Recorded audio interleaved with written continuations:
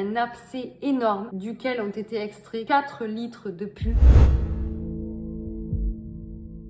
Bonjour à tous, nous revoilà pour la partie 2 du sauvetage de Babouche et ses compagnons d'infortune. Le samedi qui a suivi, donc le 13, nous avons été appelés en urgence par des gendarmes qui avaient découvert la présence de 2 chevaux dans un pré à proximité de chez ce monsieur. Et l'un d'eux était dans un état gravissime. Il était grièvement blessé et n'avait reçu aucun soin. Nous nous sommes donc rendus sur place en urgence. Un vétérinaire a été réquisitionné pour ausculter les chevaux. Il y avait donc celui que nous avons baptisé Babouche qui avait été complètement dévoré par un autre cheval.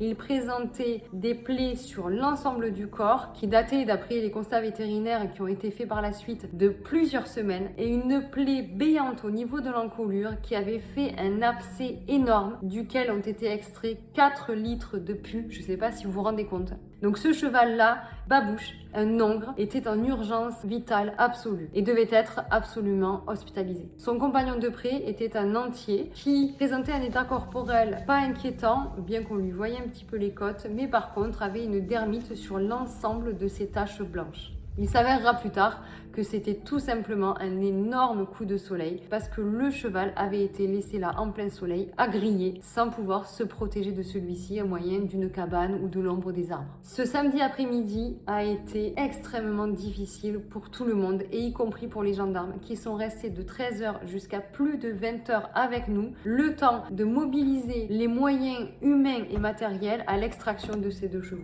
Après le constat vétérinaire dressé sur place, nous avons obtenu la saisie judiciaire des 2 chevaux et avons donc été réquisitionnés pour les prendre en charge, leur prodiguer les soins nécessaires et surtout amener en hospitalisation Babouche. Le temps de toutes ces procédures, il était quasiment 18h. Nous avons obtenu cette réquisition nous permettant de charger les chevaux. Bien entendu, pendant toute l'après-midi, les gendarmes ont tenté de joindre celui qui était potentiellement le propriétaire, c'est-à-dire le monsieur chez qui nous avions enlevé les 4 chevaux précédemment. Tous les témoignages étaient unanimes pour dire que c'était également ses chevaux et que de toute façon c'est lui qui occupait ces terrains qui étaient à peine à quelques centaines de mètres de sa maison. Mais c'était sans compter qu'au moment où nous allions charger les chevaux, son fils, Maréchal Ferrand, est arrivé, revendiquant la propriété de ces chevaux et s'opposant fermement à ce que nous les embarquions. Que ce soit Babouche vers l'hospitalisation ou le second cheval, il estimait que nous faisions du zèle, que les 2 chevaux étaient suivis, que Babouche recevait des antibiotiques et qu'il allait bientôt voir un vétérinaire. Or, quand on voit l'état du cheval, l'examen vétérinaire a rapporté une anémie dramatique.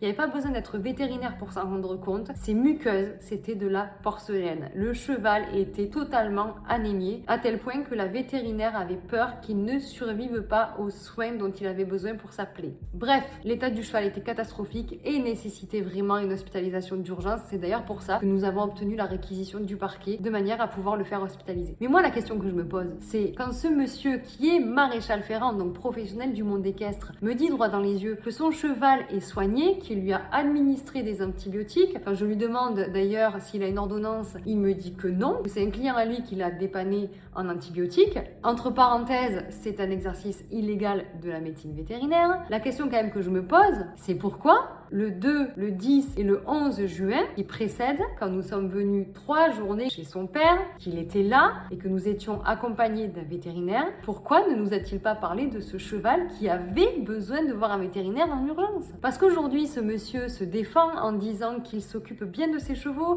qu'il allait voir un vétérinaire et qu'en fait, sa vétérinaire s'était désistée la semaine d'avant et c'est pour ça que le cheval n'était pas soigné. Mais sauf que nous, la semaine d'avant, nous étions là durant 3 journées différentes accompagnés d'un vétérinaire à peine 200 mètres de là. Donc bref, le temps de polémiquer avec ce monsieur, l'heure tournée et on charge les chevaux aux alentours des 20h. Un équipage du refuge part en direction de l'école vétérinaire de Toulouse qui nous a attendu jusqu'à quasiment 22h pour pouvoir lui prodiguer les soins d'urgence et ce jusqu'à quasiment 2h du matin.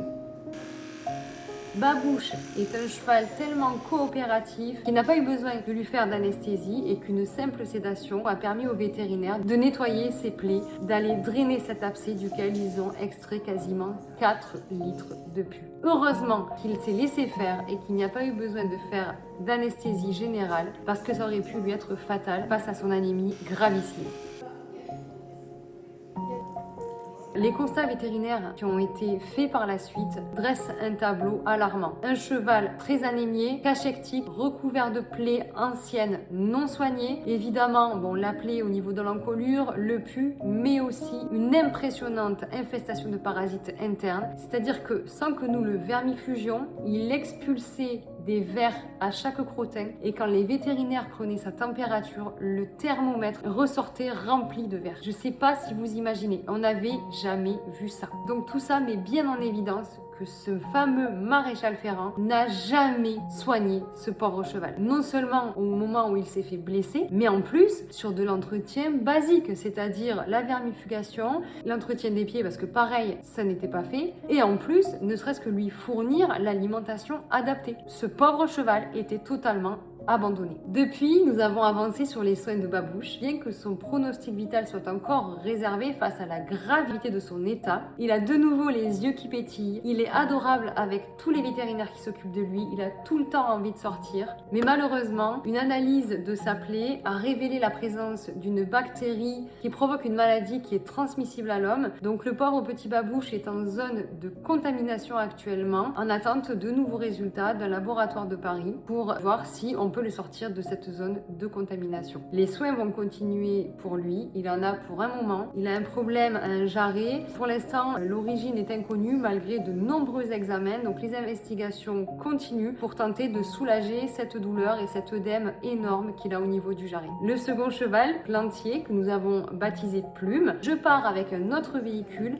en direction du 81 chez notre écurie partenaire qui a encore une fois accepté de recevoir un entier dans ses locaux puisqu'ils sont équipés de box sécurisées. Une fois l'entier déchargé, on s'aperçoit quand même qu'il est assez chaud, qu'il y a pas mal de juments dans cette structure et qu'il allait falloir être super vigilant dans sa gestion. Et qui en plus de ça est totalement brûlé par le soleil, donc sur ces quelques sorties quotidiennes, il est recouvert d'une couverture anti-UV et anti-insectes.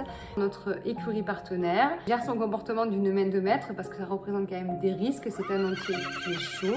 Il a été déparasité également parce qu'il était plein de parasites et nous attendons le verdict, à savoir si les chevaux nous sont définitivement confiés et à ce moment-là nous le ferons hospitaliser en vue de sa castration de manière à ce qu'il puisse retrouver une vie digne de cheval avec des congénères. Mais en attendant, sachez que nous prenons grand soin de ces deux-là et que Babouche a encore besoin de nous. Donc n'hésitez pas à nous aider en faisant un don sur la cagnotte de l'association pour contribuer aux frais de Babouche qui dépassent aujourd'hui les 4 000 €. Merci à vous et à très bientôt.